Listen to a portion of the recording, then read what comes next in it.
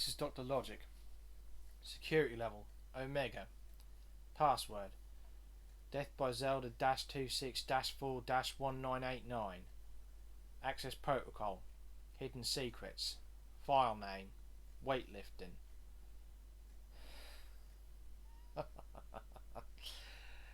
Hey guys, welcome back. Sorry this video is taking a little longer than I expected it would, but I've literally had to double, triple, quadruple check everything that I've put into this video. Anyways, let's begin. In the pilot episode of Dragon Ball, as you'll see in this picture, Goku is lifting over his head a 1980-1984 Renault 5 Turbo, which would weigh 0.97 tons. Based on Goku's facial expression, he's having a bit of a struggle, a bit like someone who's just up the weight at their local gym.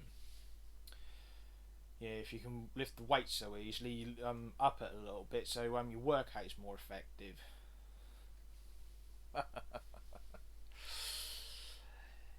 In the pilot episode of Dragon Ball Z, Goku punches down a giant sequoia, and then he lifts it over his head like it's nothing. Now, the heaviest giant sequoia weighs 1,200 tons. Then, later on in the series, we've got the block of Kachin, which is said to be the strongest metal in the universe, which from a logical perspective would be neutron star alloy, aka neutronium. And a teaspoon's worth of neutron star alloy would weigh 5.5 billion tons. That cube Goku has over his head is 27 meters cubed, so that would be 27,000 litres. And if that is the material that I think it is, then he'd be lifting 29.7 quadrillion tons.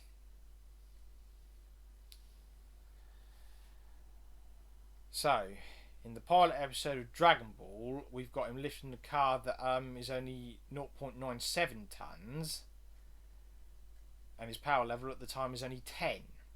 So at 150 million, we'd be looking at 14.55 million tons. However, we're looking at him in this picture lifting a block that could possibly weigh 29.7 quadrillion tons, which, because things aren't making a lot of sense, led me to a little theory. Like in my last video, I was discussing how speed increases with the Z Fighter Z villain's power level. So the theory is, what if other factors such as weightlifting don't increase at the same rate?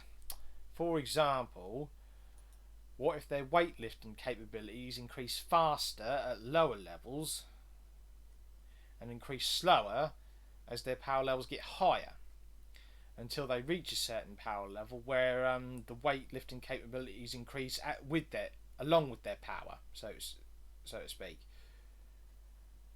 Basically, a refined level of power. I'm only going to take the power level so far. I'm not going to take us all the way up to 150 million. But if that block of Kachin does weigh as much as I think it does, then based on the numbers that we've got on screen here, Goku's base power level at that time of the story would be 36 million. Anyways, that's section 1 over and done with. Now for section 2.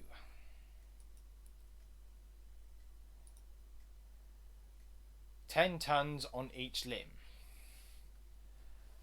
Believe it or not, this is a red herring.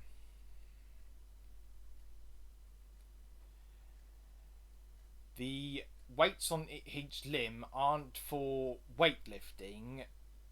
What the weight are doing are adding the extra weight to his body, so it duplicates the effects of training under gravity. When Vegeta asks Dr. Briefs to build him a gravity machine that can go up to 300 times gravity, Dr. Briefs tells him that his body would weigh 18 tons, which after double, triple, quadruple checking is actually correct. So, with 8 tons on his body, it would feel like he's training under 133 times gravity. However, when the East Kai beefs it up to 40 tons on each body, it would feel like he's training under 666 times gravity. Which explains why he can't move, because if memory serves me correctly, Goku never trained past 100 times normal gravity. So that's section 2 over and done with. Now for one of the biggest red herrings in the franchise. How was Vegeta not able to lift a 1,000 ton Metal Man? Well, the logical explanation at the moment is resistance. 1 ton is equivalent to 9.81 newtons of force. 1,000 tons is equivalent to 9,810 newtons. Now, the average person's weight is 62 kilos, whereas the average person's pushing force is 540 newtons. So, divide 540 by 62, then times it by 1 million to get it up to Vegeta's weight. We've got a pushing force of 8.7 million. Then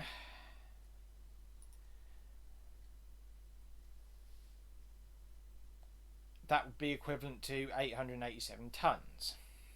So add that to the 1,000 tons of his body.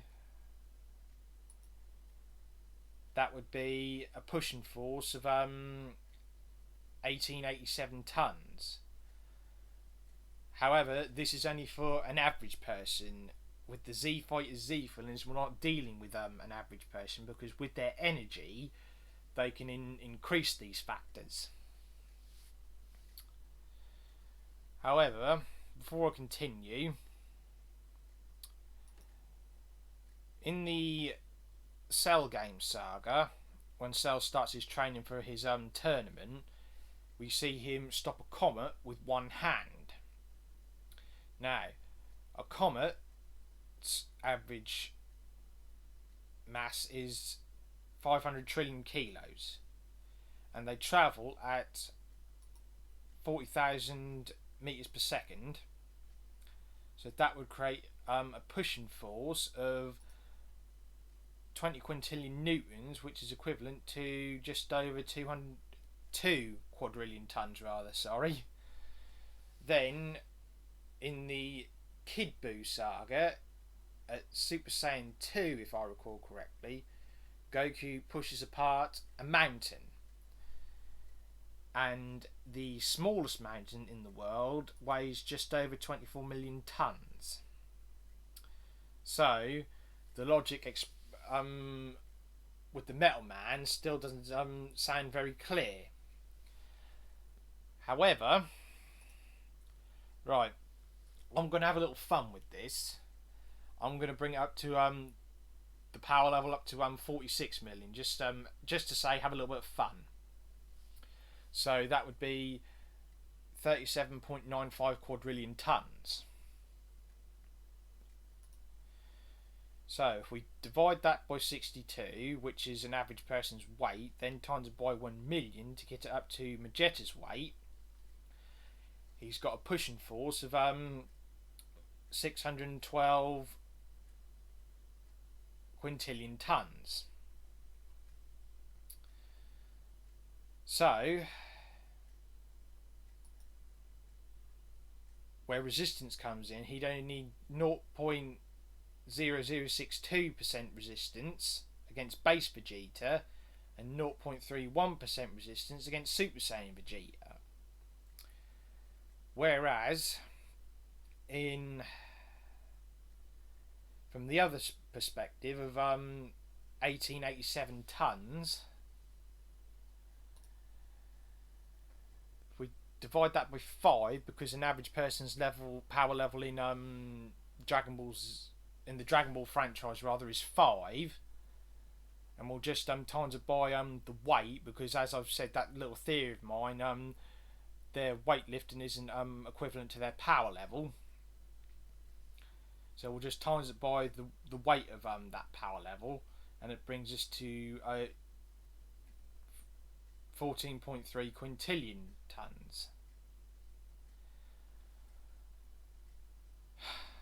This then brings, it would require 0.2% resistance against base Vegeta and 13% resistance against Super Saiyan Vegeta. So we've got two possible logical explanations. Let me know which one you think would be more logical. But if you ask me, I don't know why, but the first one seems to be the more logical one, because the Universe 6 fighters during the Tournament of the Destroyers, they're not based on their capabilities aren't based on strength. It's based on special abilities, like the Metal Man's 9 destructibility and like hits time skip, so to speak. So, because if it turns out that his power level isn't the same as Vegeta's, and say it's like maybe like 10 times less, that would mean with the second theory, he'd need 2.6% resistance, and he'd need 130 against the Super Saiyan Vegeta. So that then takes that one a little out of context, but don't push it aside for now, because we don't actually know how strong Vegeta is, because if I recall correctly, during the Tournament of Power, he was able to take a punch from Topo.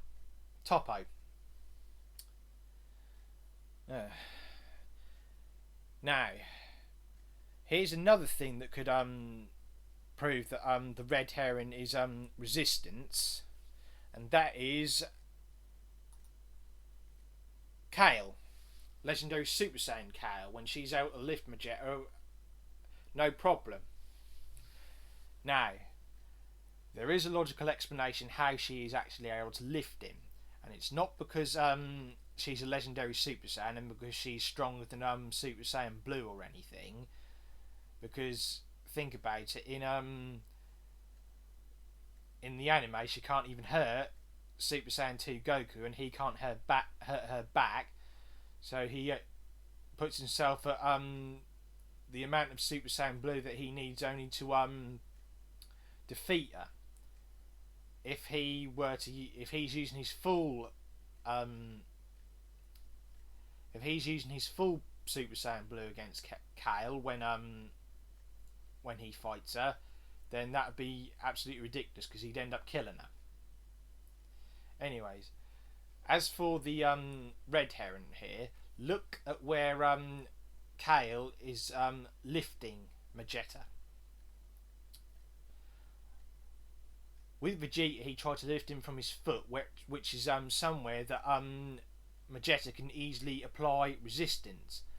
But by lifting him in between his legs, he can't put up any resistance.